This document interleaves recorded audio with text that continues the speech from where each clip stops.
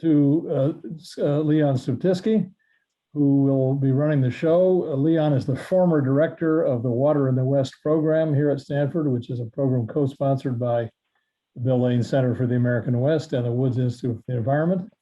And Leon is now at the University of Virginia and a recognized expert in water law. So Leon, please take it away. Yeah, thank you very much, David. It's great to be back at Stanford, if only digitally, and I expect this is the only chance I would have had, because I doubt that David would have bought me a plane ticket back for this panel, but maybe he would have. But as David said, I'm the former director of Water in the West, and I'm currently on the faculty of the University of Virginia Law School. And I'm here moderating this panel in part because of my former affiliation with the Lane Center, but also because I serve on the board and as the secretary and treasurer of the Klamath River Renewal Corporation, which you'll hear mentioned a lot today. I'll refer to it probably as KRRC, which is the entity that's actually going to remove the dams that we're talking about today. And we've really got what I'm going to do is, the way this is going to unfold is I'll speak for a few minutes and show a couple of maps to introduce you all to the basin and to the dam removal project. And then each of our panelists will kind of give their perspective on the dams, dam removal, and other issues in the basin. And then we'll have a discussion. I've got a few questions, but more importantly for you all, just be reminded that I'll be monitoring the Q&A section of the Zoom app. So please, if you have questions that you want to ask the panelists, please put them into the Q&A, and I'll pay attention to that, and we'll try to get to them as many of those as we can. So we've got really a remarkable panel today. You all are lucky that we were able to pull this group together. I'll just briefly introduce them and then go on to the background. So Amy Cordalis, who's a member of the Yurok tribe, which has its homeland at the mouth of the river, extending inland. Amy's currently the principal of Ridges to Riffles Conservation Fund, a nonprofit representing Native American tribes. Until recently, she was the general counsel of the Yurok tribe, which is, it's hard for me to think of her not in that job anymore. But more importantly, Amy grew up at the mouth of the Klamath River, where her family has lived since time immemorial. So she has a really, truly unique perspective. Amy also serves with me on the board of the KRRC as a representative of the Yurok tribe. And then Stefan Byrd is the president and CEO of Pacific Power, a division of PacifiCorp that serves 773,000 customers across Oregon, Washington, and California.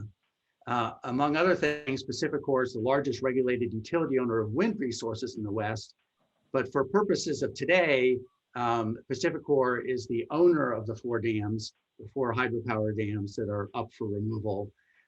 Stefan has worked for Berkshire Hathaway Energy and its affiliates since 1998. And we're here today because his company has agreed to the removal of its generating assets, which is really remarkable.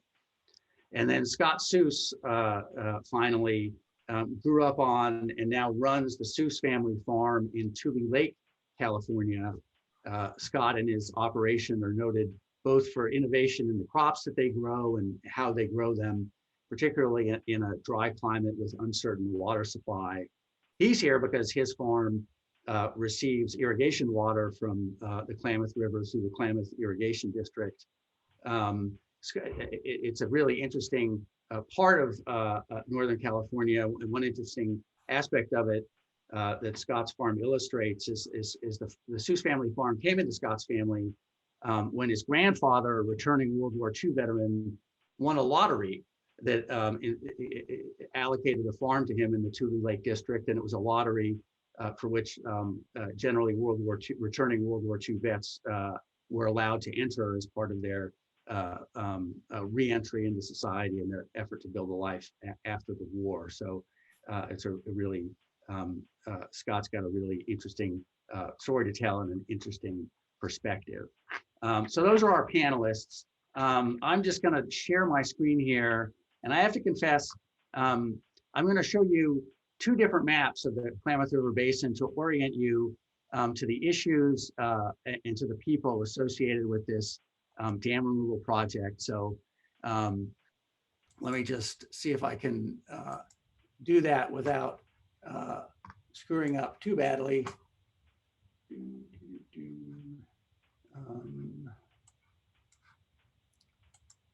Okay, terrific.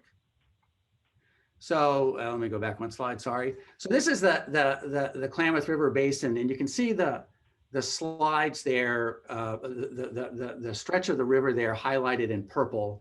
That's the Klamath project area. And I'll get to that in just a second, but if you just walk with me from sort of upstream to downstream. So the top of the Klamath Basin are these tributaries that rise kind of in the just south of Crater Lake in Oregon, and they flow with really cold, clean, volcanic spring water. And then they flow into Klamath Lake. And then the Klamath River itself, as you can see right here, flows out of Klamath Lake and then ultimately into California. And it flows through some of the most remote parts of California and winds its way ultimately to the Pacific Ocean, where it flows into the ocean. It says there, Klamath, California. I think of it as flowing into the ocean at the village of Requa.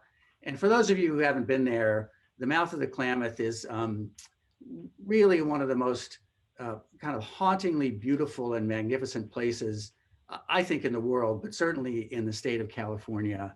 And it's the sort of capital, if you will, of Yurok culture, the real center of Yurok culture. The Klamath River, interestingly, and this is why we're here today, used to be the third largest salmon producing river on the West Coast after the Columbia and the Sacramento. It historically had two distinct runs of Chinook salmon, healthy runs of coho salmon, and runs of steelhead trout. Currently, those salmon runs are a tiny fraction of historical levels. They've actually suffered with a series of recent droughts even more acutely, and they're at extremely low levels. And the Klamath's population of coho salmon has actually been listed as threatened under the endangered species. And the salmon is really the reason people are, this idea of taking down these 4 dams is really based on the need to restore salmon. So these dams were built starting in 1922, completed in 1964. They're currently owned by PacifiCorp.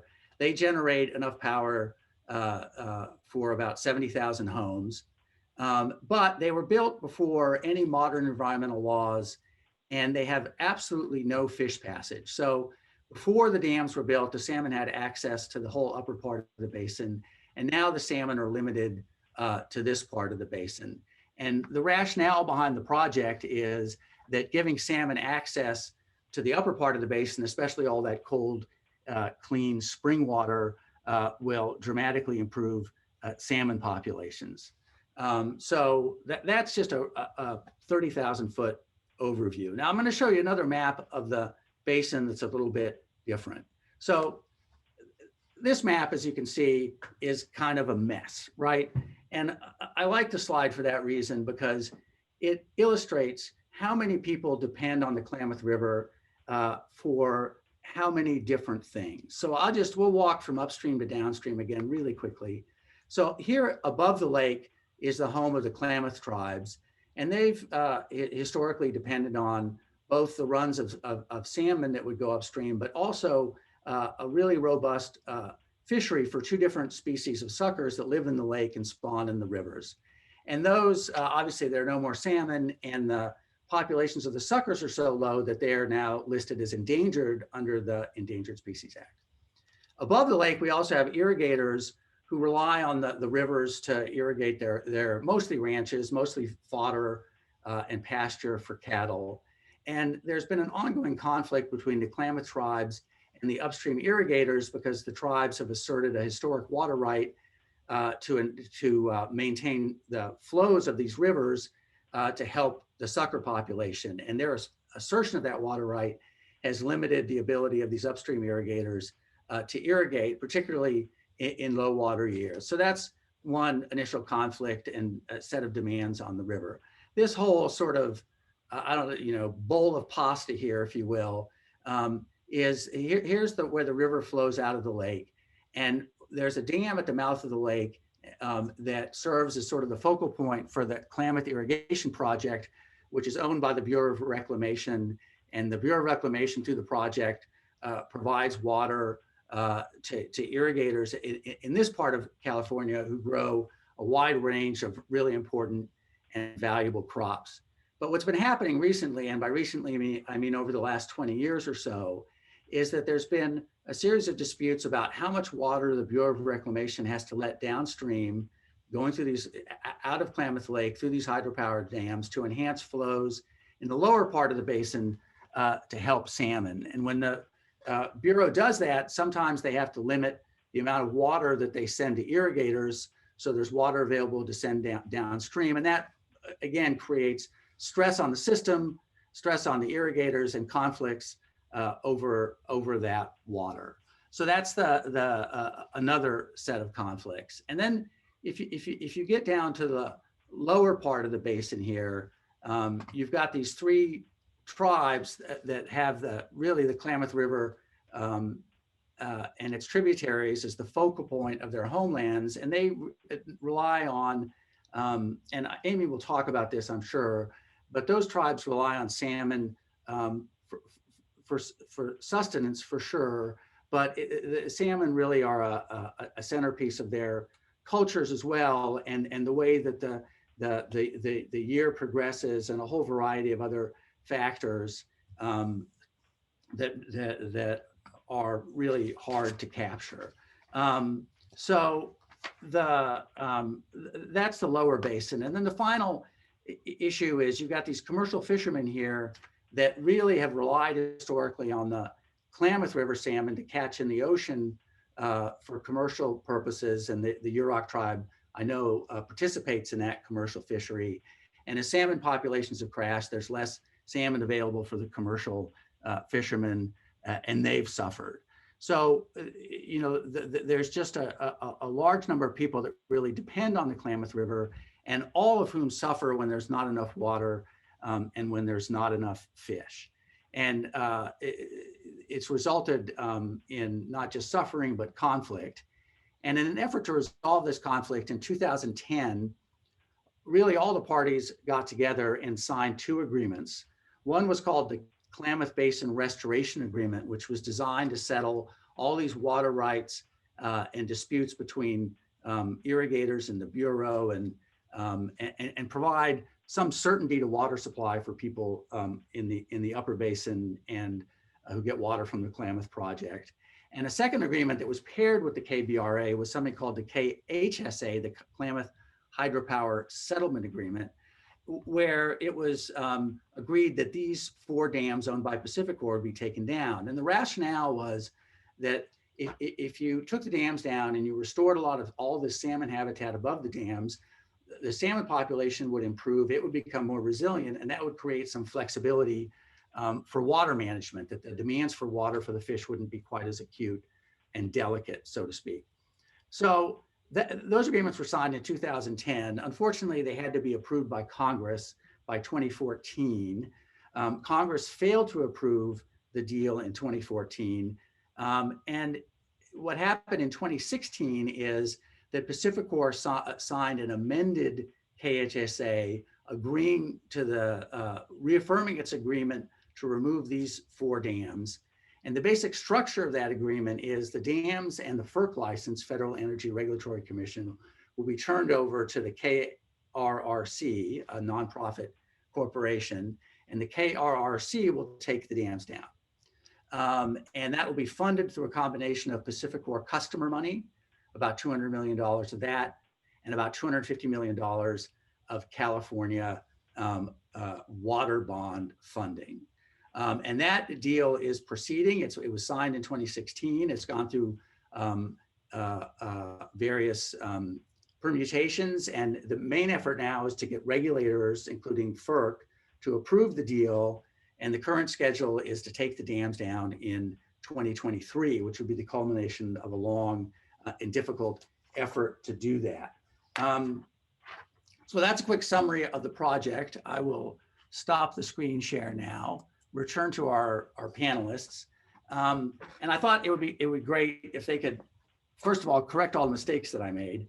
And second, just kind of give their perspective. And I think we'll turn to Amy first. And Amy, I was hoping you could talk a little bit about the Yurok tribe's really decades-long struggle to take the dams down and restore the salmon fishery, what that effort has meant to the tribes, and what the current project, if it's ultimately successful, would mean to the Yurok people and to their neighbors, the Karuk and Hupa as well. Sure. Well, I want to start with the proper greeting. Ayakwi, nek now Amy Cordalis, Nuwak Rekwoy, Numatewa Wak Lao. Good evening, good afternoon, wherever you may be. Thank you to all for joining us today. It's a pleasure to be here. I want to thank the law school and the center for the invitation to talk about this project, which is, you know, to say it's near and dear to my heart is an understatement. So to talk about my life's purpose, maybe we could say that. So I really just appreciate the opportunity. And I also want to note that, you know, it's historic to be on a panel with a representative from PacifiCorp and the agricultural community, you know, to talk about something that is in our mutual interest and that is really a good step forward in the Klamath Basin, because we are in a drought, and we'll get to that later. But, you know, it's good to be here today with other stakeholders to talk about something positive. So to that end, to address your question, Leon, you know, dam removal to Yurok is critical to our cultural, our religious, and really our own survival. Everything we do as Yurok people revolves around the river. You know, Yuroks have always lived on the Klamath River. You mentioned Rekwa, where my family's from. You know, we've always been there. We've never been relocated. We never left.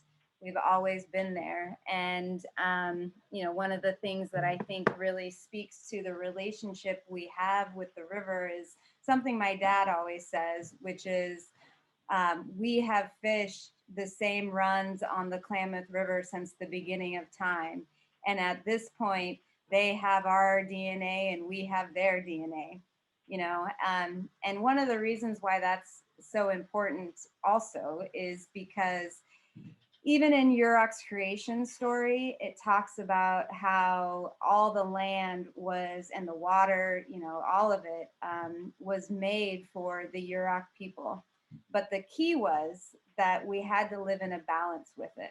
We had to make sure that in the expression of our life way and how we interacted with the natural world, we didn't take more than what we needed to survive. And in that way, everything could stay balanced, right?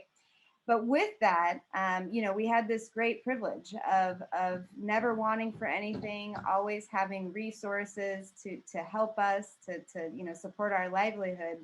But with that also comes a great obligation to protect it and to help, you know, speak for the river, speak for the fish, and to try to preserve it. You know, so since colonization, we found ourselves in this position where we had to exercise that obligation, you know, to our creator to protect the river and to protect our fish. You know, you, Leon, had mentioned in your good, succinct introduction that the Klamath was once the third largest salmon producing river in the whole West. You know, and we as Yurok people were the beneficiary of that, and how wonderful. But, you know, since colonization, a lot of things happened. You know, the dams were built that blocked 400 miles of salmon spawning habitat. The Klamath Irrigation Project was built, which dramatically changed the landscaping and the pipes, if you will, of the basin and diverted water, away from the wetlands, away from the river, to support agriculture. And those things had repercussions on not only the salmon runs, but also the overall health of the river. And you had also mentioned, Leon, that those historic salmon runs are significantly reduced. And in fact, we only have about 5 to 10% of the historic salmon runs left. And, we're in a posture really over the last 5 years where fish disease has been annihilating what I always call the baby salmon, the out-migrating salmon. And so you keep putting more stress on the salmon runs in the river. We're really headed toward a path of extinction. So, Yurok saw all of this, and we also recognize that, our health is directly connected to the health of the river because we have that historical relationship. And, the thing I should have added earlier is that we still have a fishing way of life, to the extent that's even possible with how many, fish are left, but we still try. We fish a lot and there's no fish, but we never stop that lifestyle. So, we realized that if the river died, if the fish died, we would also go with it. And so that's when we started, building our modern tribal government, building our capacity and analyzing what were the bad impacts to the river. And that's where we came to the dams. That's a pretty easy thing to identify. And we realized that the dams needed to come out. And so how do you do that? We analyzed our legal options and our strategies available to us. One of the things that happened right around when all this was going on was that the FERC license to operate the dams was expiring. And so that created an opportunity to get involved in the relicensing proceeding in front of FERC and advocate for removal. And that's really what triggered the discussions that would lead to the KHSA. And, one of the things I'll stop here, but before I do, I want to mention, we realized that we couldn't accomplish dam removal on our own. That was sort of one key point. The next key point was that it would be very difficult to get all the way to dam removal under just a relicensing proceeding, right? And so there needed to be some kind of settlement agreement or some kind of mechanism that pulled all the different pieces together in order to effectuate dam removal. And so really what that did was recognize that we needed partners and we needed a negotiation table. And so we started creating those partnerships that then led to the KHSA as we know it.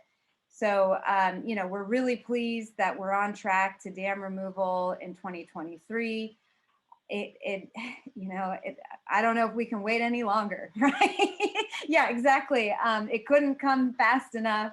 The river, the fish, the people, we all need it. And the river can't heal without dam removal. So dam removal is absolutely necessary to, restore the Klamath. And I think to bring peace and stability and sustainability to all of those basin communities. So I'll stop there. And I look forward to the other panelist discussions and also looking forward to answering more questions. Thank you.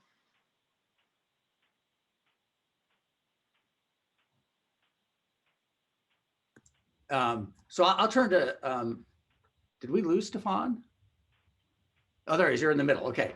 Stefan, you've been on the, I was interested to hear Amy talk about enhanced Yurok governance because you've been on the receiving end of this sort of enhanced capacity of the Yurok tribe. Your company has essentially agreed to the removal of assets that generate energy that's renewable, electricity that's renewable, it's cheap. You all could have tried to get approval from FERC to keep operating the dams, but instead you on 2 separate occasions, agreed to their removal. If you could talk a little bit about the process and that PacifiCorp went through in making that decision, the factors that led to it, we'd really appreciate it. Yeah, thank you, Leon. And it's an honor and a pleasure to be here. Thank you to the Bill Lane Center for the American West and David for founding this institution, all of you joining us today. And it's certainly an honor to be here with Amy and Scott and yourself, Leon. This is quite an American, history story, that for us at PacifiCorp, our predecessor companies have been, part of the Klamath Basin area dating back to the late 1800s. And, our mission is about, serving people, as you noted, with low cost, reliable, affordable power. And the times that when these dams were built were part of the electrification of the American West at that time. There was no power, in the area. And so the first dam, I think, was around 1903, a little 2-megawatt dam above that Iron Gate Dam. That's one of the 4 main projects you highlighted on the map early on. Came with it the transmission infrastructure to also electrify the region, and then ultimately built out the rest of the transmission infrastructure by which these other 4 dams, the 4 main stand dams, were connected and electrified the region. And certainly at that time, there weren't the same availability of generation options, that we have available today, nor were there the same environmental and social considerations that are there today.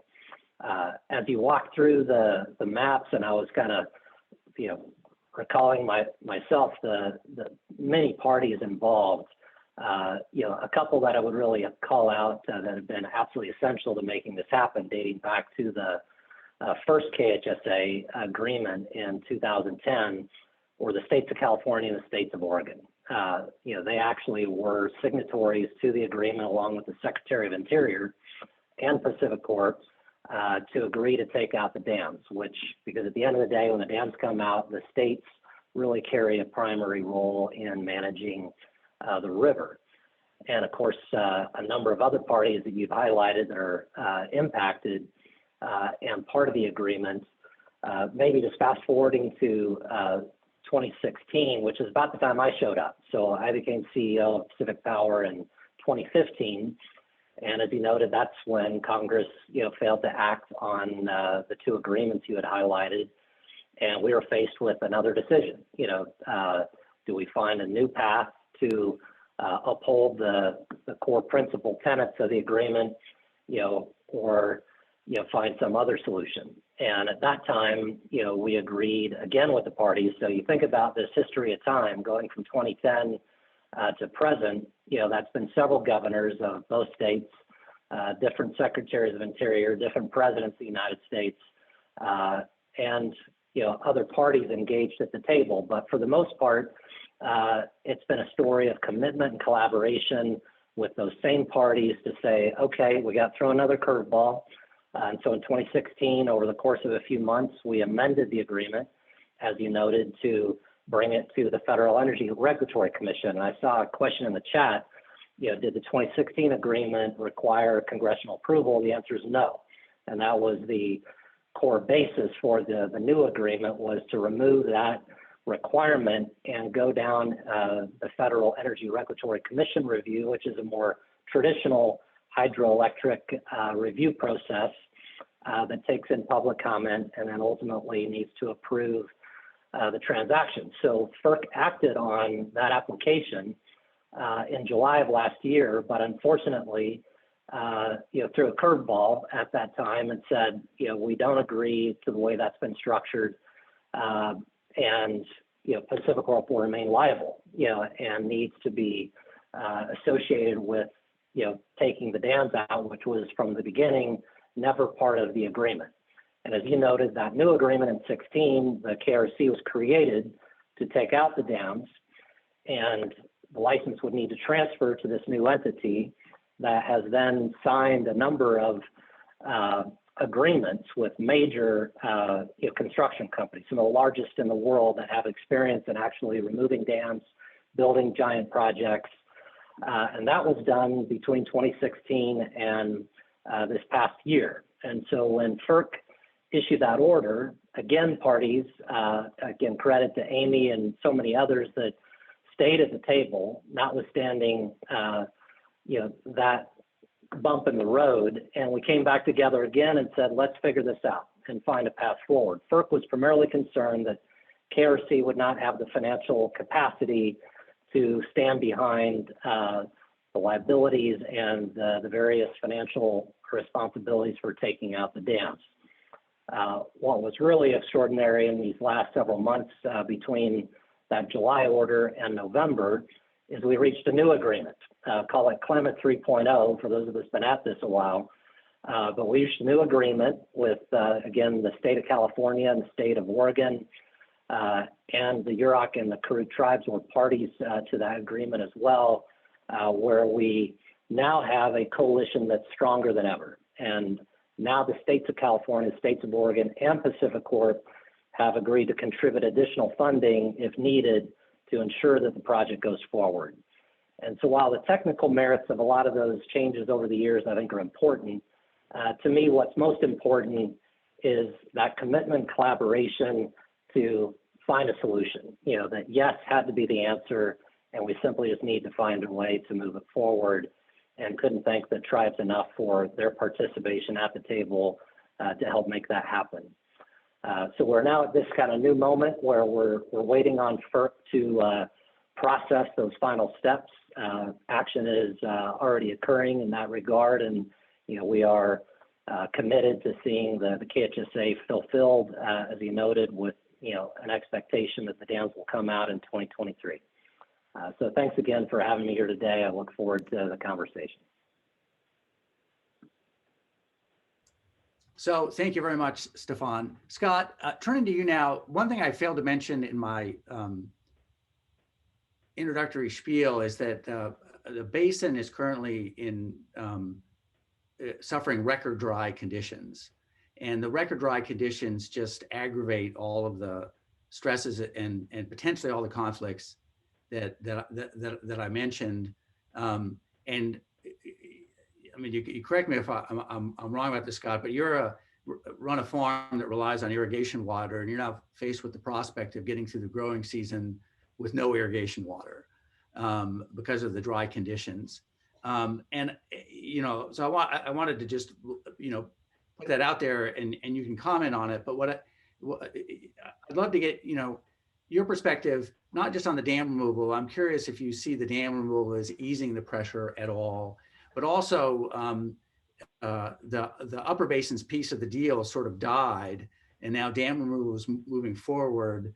And I'm curious about your perspective on that turn of events, and what you think really needs to happen to deal with some of the problems in the upper basin.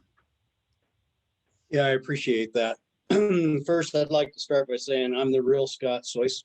The other two members that we might have seen on the panelists, I shared the link with them so that they were interested in listening in, not realizing it would populate it with my name on their screen. So I'm the real Scott Seus. Anyway, I appreciate the opportunity to be part of this conversation. This all started for me back when I came back from college. My grandfather, as you said, was a homesteader here in the basin. 1947, came here when my dad was a month old. The office that I'm in right now, talking to you from, was the family homestead. And we still own that homestead today. We raise horseradish, peppermint, garlic, onions, a lot of specialty crops, employ a large labor force to do that, and have contracts that last for, that have been, the horseradish contract I enjoy now was established in 1954. So my interest in this is protecting those kind of relationships, protecting the opportunity for my son, who would be fourth generation, or my daughters to take over the farm or be engaged in the farm and continue that. And so when I came home from college in 1997, I got involved in Klamath water users from the perspective of power. I was one of the people that was engaged with the power company early on, trying to determine what was going to happen with our power rates. Until that time, we had enjoyed a 6 mil power rate here in the Klamath project. And that was tied to the fact that the water was stored in Upper Klamath Lake.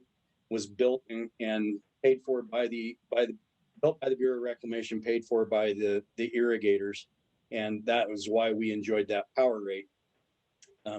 PacifiCorp built the project on the Klamath River in lieu of the Bureau of Reclamation, and so that's how this all links together, and where I got my introduction.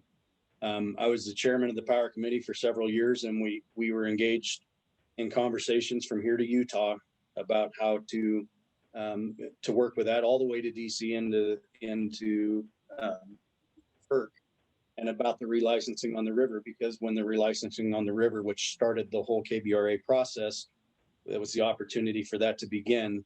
That was where we were trying to protect our power rate. So that said, I've been engaged in this for a long time, and from that perspective, it became clear to us that we were going to run into positions that we couldn't move through, government attitude, a change in the public, concerns on the river, and there was the opportunity to engage in the negotiations that were known as KBRA, which was, to say monumental was an understatement. We started that process following 2001. So we went through 2001 where our water was shut off here, and it was our first water crisis that made national news. And we were kind of the poster child for ESA gone wrong as far as harm to community, harms to farms, harm to things like that. That said, we got into the KBRA. We went down that path as far as we could. We had one job. Our job was to deliver Republican support. We sat at the table. We negotiated. We negotiated for the refuges. We negotiated for the farmland. I farm on the Klamath National, or the Tule Lake National Wildlife Refuge. It's part of my farm. In fact, part of the reason I was in a hurry to get here was because I'm drilling cover crop that I'm going to leave for birds on that refuge this year, because we will have no surface water to irrigate that. I think that we worked hard at KBRA and hard at trying to hold a community together that wasn't ready for KBRA. And I don't know that it ever will. My problem is not the extreme left. My problem is the extreme right. And that's ultimately what got in the way of having something successful come out of KBRA for us.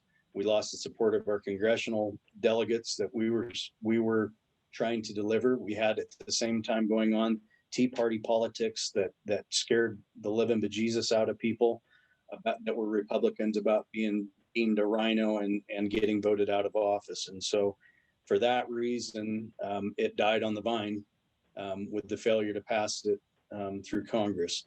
Since that time, we've been working.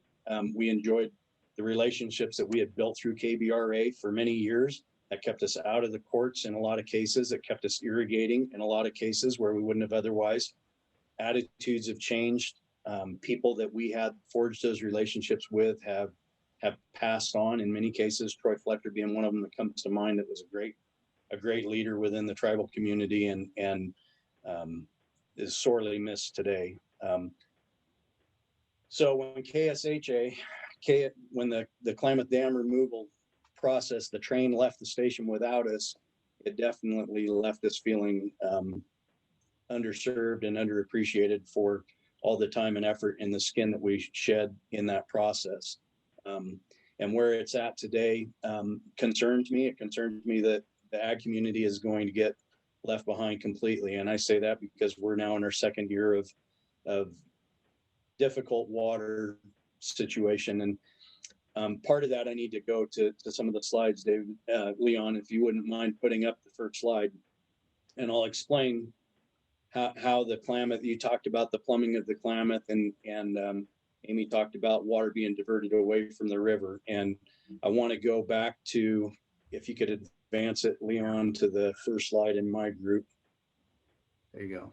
There you go. So this is pre-project development of the Klamath project. And if you look at Tule Lake, you'll see in the center of that lake is the Modoc-Siskiyou County line. And where I am sitting today, you'll see kind of a kidney-shaped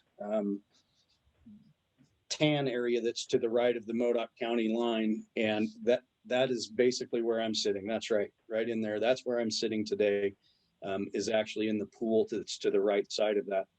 That was all lake, and you can see the elevation lines that went up. The water that came out of the upper watershed before they took the reef out, that it held the sill of the lake, used to come down into this part, and it was a wetland. It was a giant wetland. And in 2005, they started turning that around and making the reclamation project out of it. So where I live today used to be under approximately 30 feet of water. That water had no way to get out of the basin that it was in today. So when Amy says that we replumbed the system, it wasn't that we took water away from the river. We put water back into the river. And if you go to the next slide, this is about a mile north of my house. The peninsula, which is the mountain that's in the middle of that lake, is there today, high and dry. We farm all the way around it and on the backside of it. Bloody Point, which is the point where a massacre fight between the Modoc Indians and some settlers that were here, is the what's in front. And that's why they call it Bloody Point. It's a historic spot. You can see what the farmland looks like in that picture below it, and you can see water running, and that's irrigated agriculture that depends on electricity to do that. That's some of the most productive land in the world that you see below you there. If you go to the next slide, please.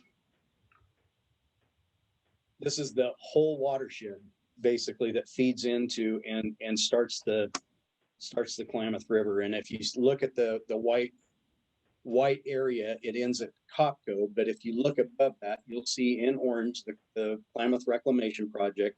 And above that is all the watershed that feeds all of that. And that water used to come into that basin and be held. Clear Lake, which is to the east of where the arrow is now, is actually used as a giant evaporation pond to try to stop water from flooding where I live. That was part of the Bureau of Reclamation's design of the system of how to get rid of water. The other way that they did that was by pushing water down the Klamath River in what was not a natural flow, but was an artificial flow. If you go to the next slide, please. And this is actually the Klamath Reclamation Project. If you look at the Lower Klamath and the Tui Lake National Wildlife Refuges, those are the lowest spots in the project. And so the water that comes down from the top, from Upper Klamath Lake, which is in the upper left-hand corner, above that is Agency and Barnes and Fort Klamath and a whole lot of off, what we would refer to as upper basin or off project irrigation. That all comes, the water comes from up north through the Sycan, through the Sprague, through the Williamson, through the Wood, through Cherry Creek, and it ends up in Upper Klamath Lake. And then it's controlled at Link River Dam. Link River Dam is what is holding that water back now, and which is also the diversion point at which the irrigation project will pull a portion of that water off. The refuges down in the bottom, the sumps that are there are critical. It's the crown jewel of the Pacific Flyway. And as irrigators that are neighbors to that, we're the guardians of it. We are the ones that make sure that water ends up there when there's no water in the system.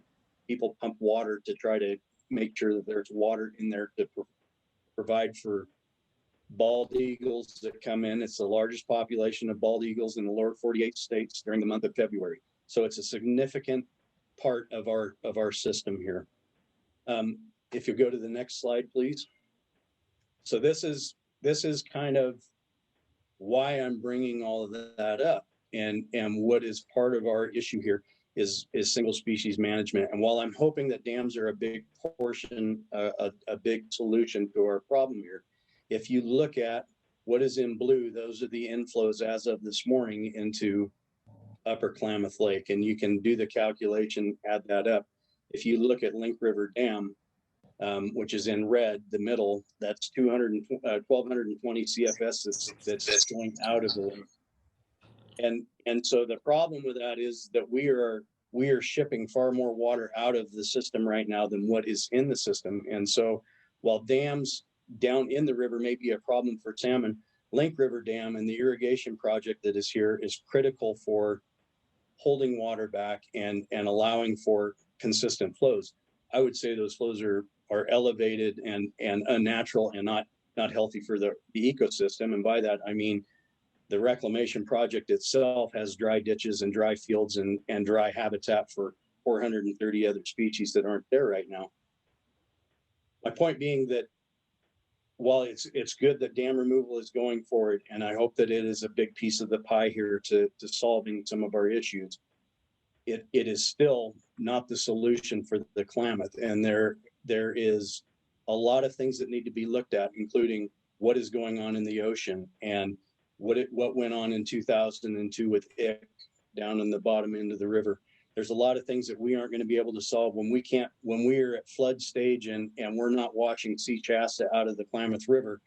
We're not going to be able to reproduce that event out of Upper Klamath Lake, and more bad water is certainly not the solution. So we hope it's a piece, but we certainly recognize there's a lot more issues that need to be discussed, and a lot of things that are being done that aren't the solution. This year, 2021, there is no surface water for agriculture in the Upper Klamath Basin, and the Upper Klamath Basin. And the consequences of that for my community is going to be devastating. And so we hope that this isn't a celebration that's of dam removal that leaves ag behind and doesn't deal with the harder issues that are heavy lifting. And if you go to the next slide, I'm going to end with my part with this one. And this was something that was on the Yurok Facebook page a while back. We have the same thing going on in our community today, which is we're giving away food to people because we're going to have employees that are out of work. Obviously, COVID has played a role in this, and it's not helping anything. But if I had to take issue with anything in this picture at all, it'd be right there in the middle of that circle. Those are Idaho potatoes. And we used to celebrate together when we talked about dam removal that the goal was going to be that we would have salmon and potatoes on the same plate. And I feel like we still have to get back to that in some heavy conversations. Thank you, Scott. I mean, what I'm really struck by, and I'll start with, Amy, love your perspective on this.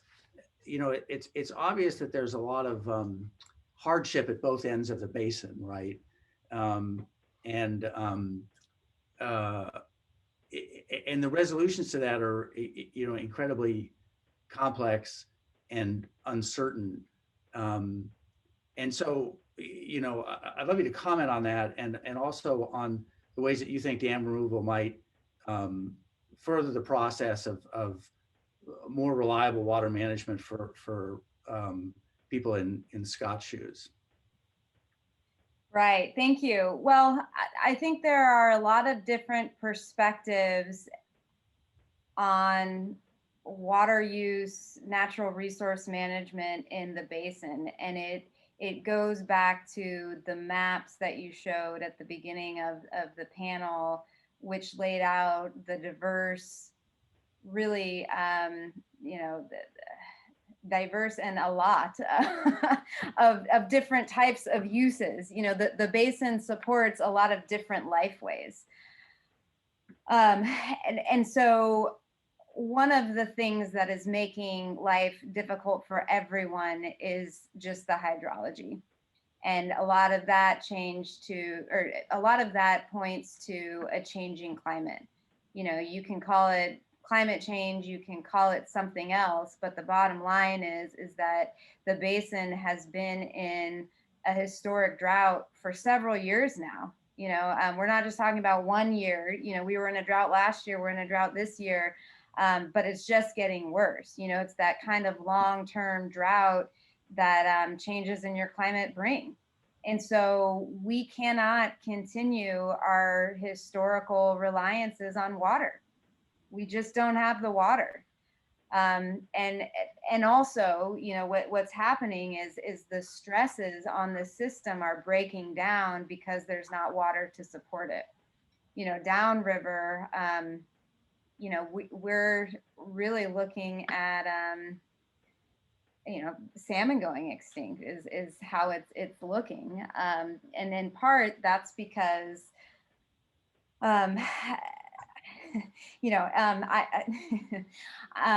Scott and I have different perspectives on the plumbing and the hydrology of the basin, and a lot of this is in active litigation right now. But one of the things that is just happening right now is there's not enough water to satisfy the agricultural demands or even satisfy the demands for the lake and for the river. On the river side, we're looking at multiple years of catastrophic, lethal fish disease outbreaks because there's just not enough water in order to flush out this fish disease. And so, from our perspective, we have to have water in order to keep fish alive. We have to have water to keep the ecosystem working. And, we don't have that. And so the stresses are just magnifying and compounding. And we're really at a breaking point, and I think that the sort of mutual problem between the upper and the lower basin communities, and whether it's Yurok or Hoopa or Karuk or the on-project irrigators, the off-project irrigators, the Klamath tribes, is that all of our ways of life are on the verge of extinction, and some of that is our fault, but a lot of it isn't because of the historical drought. So, pulling it back to dam removal, what dam removal will do is greatly improve the habitat of the river. I spoke about the fish disease that's happening right now. A part of what makes it the current habitat of the river support that fish disease is that the bed of the river has sort of channelized, and also all of the gravel that would normally go down a free-flowing river has been stopped behind the reservoirs.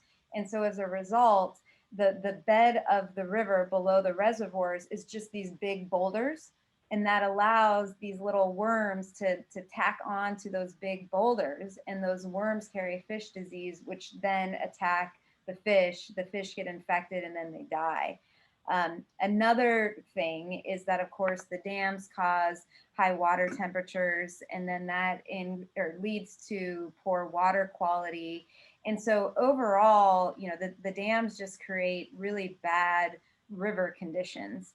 And so when you have bad river conditions, it makes it harder for fish to live.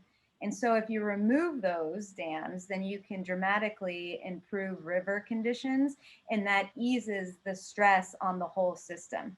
In addition to that, you also are, allowing the salmon to spawn and go home, right? They can finally go home to that 400, miles of spawning habitat that they've been denied for the last 100 and some years.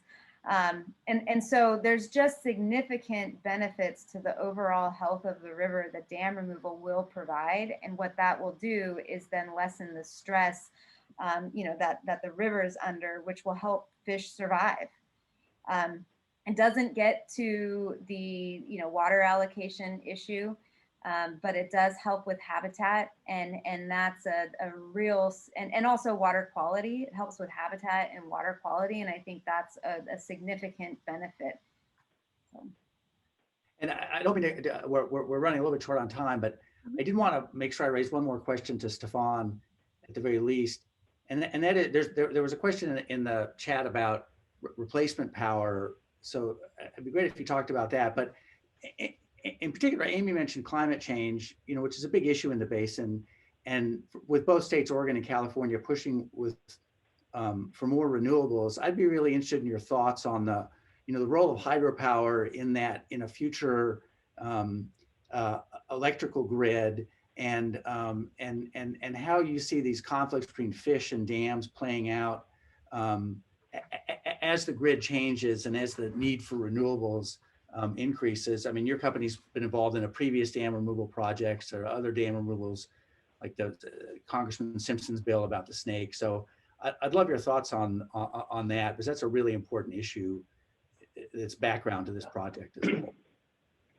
Yeah, thanks, Leon. And first, let me just say, I think the conversation we've had here just highlights the complexity of the challenges. And, we've been involved in a number of these kinds of challenges, I think, in the last few years that I've been CEO with our industry that's undergoing transformation. But first, let me just say to Scott and the farmers out there, I grew up, I'm third generation farmer from Kansas. So I grew up, in that environment. And I always tell people that was the best education I ever got, because you are forced to innovate. You have no choice, in order to survive, your resources are not unlimited. And so my hat's off to Scott and his family for what you've accomplished there and adapting and innovating. That's really what we're faced with in our industry. And the good news is new technologies, in particular renewables with wind and solar, is that 90% of what it costs just 5-10 years ago. We're able to deploy that in very large volumes at very low cost, even at PacifiCorp, because of now the reach of our transmission grid. Unlike 1900, when we began, and there really wasn't much of a grid to lean on, today we touch 10 states. So we can literally capture the very best of the American West and deliver it to our customers' door, wherever they may be. We invested $3.5 billion in new renewables and transmission in the last 3 years alone, and we reduced rates as a result. And that was about 1,500 megawatts. So the hydroelectric dams here are 160 megawatts. They don't run base load. They run maybe 40-50%. And so, we just put in the last 3 years, a high multiple of what we're losing, relative to the Klamath Dams. But we are in a large transformation, not only dealing with this kind of one specific case, but as we transition off fossil fuel to renewables, we're going to need other technologies as well. And that's why we've been supportive of Senator Wyden's approach, which is kind of an all the above clean energy approach, which again looks at the challenge holistically, as we come together across the West. But I could talk all day on this topic, Leon. I think there's a lot of exciting, innovative things happening here just by collaborating together across the West. We both saved money, brought in more renewable energy, and creating economic development, frankly, in rural America, which is a passion for me because that's where I came from, and largely who we serve across our territory. So thanks for the question. Yeah. And Scott, I feel so I think it'd be really beneficial for the audience to hear this. How do you keep just talk about this year? How are you going to get through this year with such an acutely low supply of water? That's a tough one. I mean, there's going to be winners and losers this year among landowners. And unfortunately, that means equity is going away from people everywhere because of the uncertainty. Anytime you have this kind of, a farmer's bank is his land, right? He's invested his future into it. And when you take water off of that land, it quickly becomes, it moves from the asset column to the debt column, right? And we're in that position. I think that there's myself, I'm going to idle 2,000 acres of land. We have a large pool of land so that we can rotate for our crop rotation. There's certainly smaller farmers here and much larger, but I think some people have got well water that they're going to be able to use, which is a big energy draw. But those wells, you can see water being utilized right now in the basin from wells, and the wildlife that's congregating around that is pretty amazing. And when you don't have that water there, it definitely is going away and congregating back to those areas. So we got big issues coming this year for sure. And I don't know how everybody's going to get through it. I mean, at this point, there's a huge package going on, of $250 million, I think, for all the tribal community, and a couple of projects on taking care of refuges or buying water rights, things like that, that's being floated out there right now. Agriculture right now is struggling to figure out what we're asking for, or what we need to get through this, because it's changing daily. I can't even imagine what that's like. Amy, I wanted just to quickly follow up on a point that you made about climate change, and then we'll wrap up pretty soon. But I think this is really an important one. you know, there are people out there who say that because of ocean conditions and other effects of climate change, the salmon are doomed to extinction no matter what we do, or they're at a high risk of extinction. And so taking the dams down is like a tremendous $450 million gamble that there'll be salmon returning to the river when the dams come down. Do you have any thoughts on that? I've been instructed by the Bill Lane people that we're going to go into overtime for about 15 minutes if that works for everybody, and then we'll wrap up in that time frame. So I want to make sure I understood the question, so there's thoughts out there that climate change will make fish go extinct. Even if you take the dams down. So what's the rationale behind the dam removal project in the context of poor ocean conditions? Poor ocean conditions. I see. Okay. Well, so maybe we can break that down. So why don't you turn my poor question into something more sensible? Well, provide some useful information to the audience. Well, so there are a couple thoughts there. The Klamath River, it is, I think, the crown jewel of salmon country in the lower 48, and it was interesting to hear Scott use that same phrase for the refuge, and I think it just goes to what a powerful, moving place the Klamath Basin is as a whole. And yet it does have significant, impact on what happens in the ocean, right? One of the things I was going to mention too is that the Southern Oregon Orca whale population is also endangered on the endangered species list, and they are there because they're starving.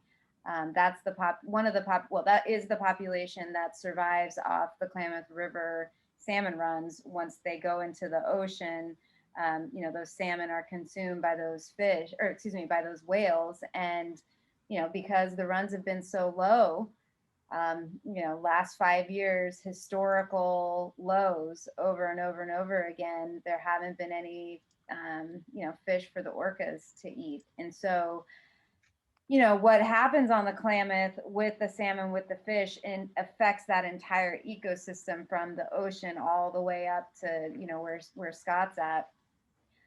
We have seen an impact or ocean conditions have impacted salmon survival. One of the things we observed in, I think it was 2017, was that there was actually, it was a smaller run, but at least it wasn't the smallest ever run like we had in 2016. And there was expected to be a few thousand fish that returned that year. So we set our nets, we had a very regulated, a very small commercial fishery, but nonetheless, we were able to fish some, but the fish never came home. They never came home.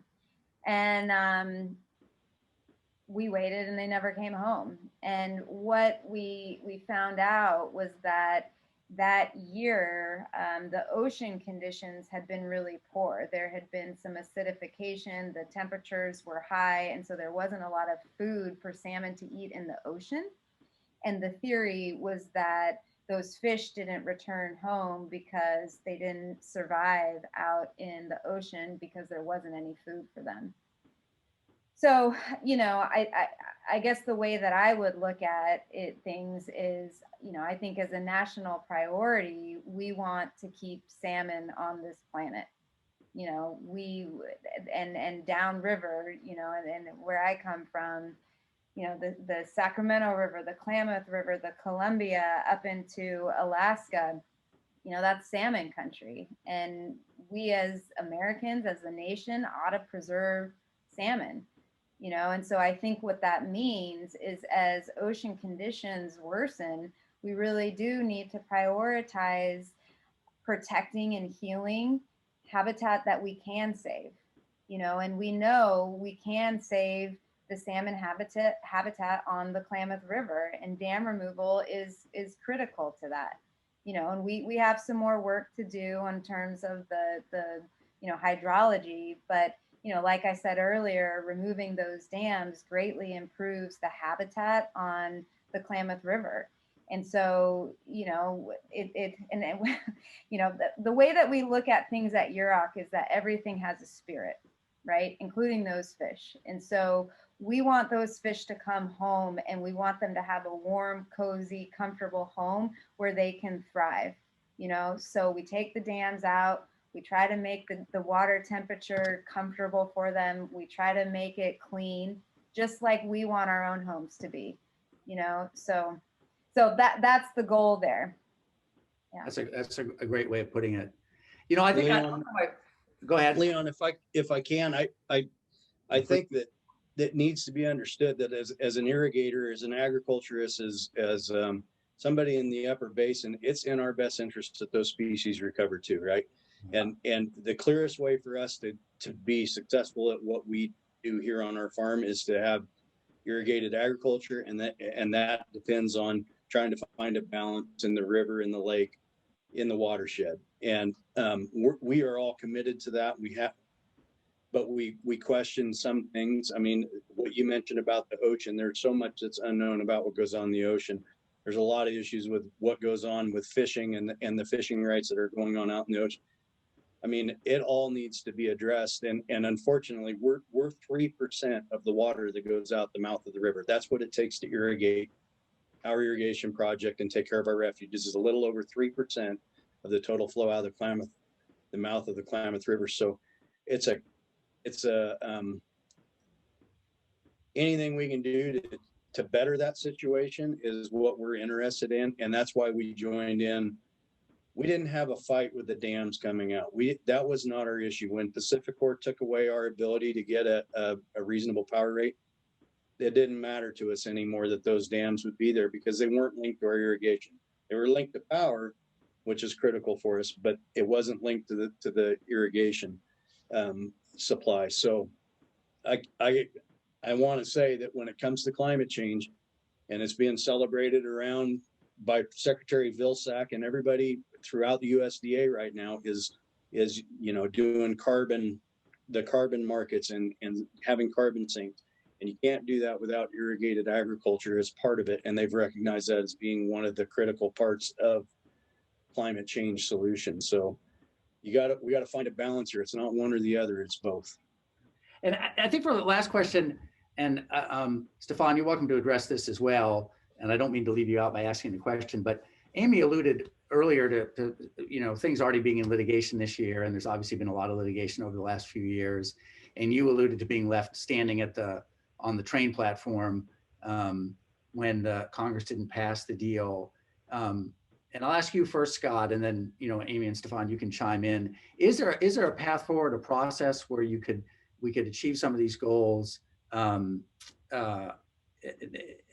the expiration of the KBRA? Is there a way to pull the basin back together and try to avoid all this litigation every year? Amy, I'd love the invitation. I'll give you my address right now. Jump on that tractor, ride it all the way down river. Yeah. I'll meet you in Requa.